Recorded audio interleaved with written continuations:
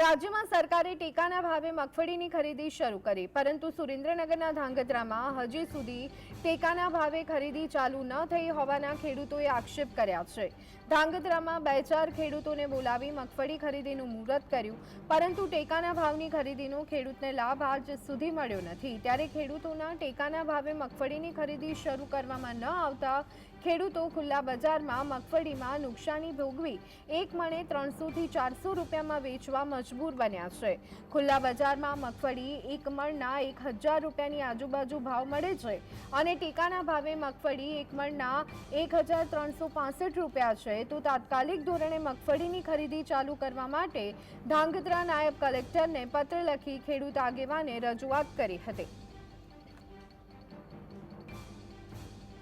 અત્યારે હાલમાં મગફળી વેચીને લગભગ દરરોજ 24 થી 25 લાખ રૂપિયાની ખોટ ખાઈ રહ્યા છે।